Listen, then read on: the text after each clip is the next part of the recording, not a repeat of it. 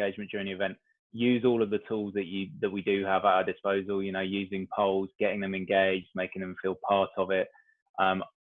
We're seeing some organisations have great success in much smaller meetings and running them as series.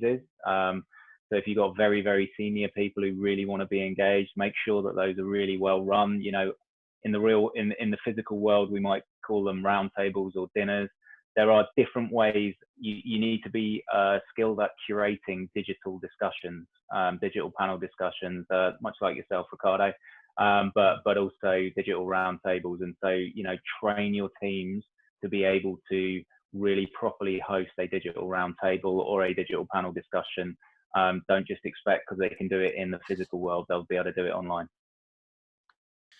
I've just been thinking about that question. I think it's a really good one. I've been to a lot of webinars recently, as many of you guys have, and some you do just switch off at and others you don't. I think there's stuff before, during and after you can do. I do think that the host themselves needs to be engaging, and content is like the old communication.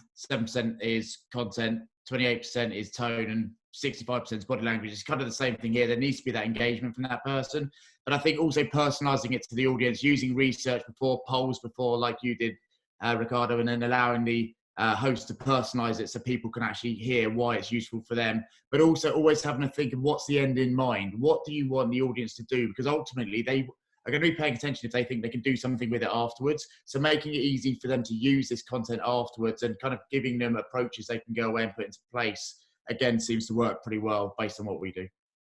I think it's not about, you can't just expect to recreate the kind of interaction that you get in an event. We need to use the digital tools that we have available, and I think you could create even more valuable experiences for people, but it shouldn't just be trying to recreate it. You need to come at it from the digital angle, from what you can do with the platforms and how you can create really amazing experiences for people online.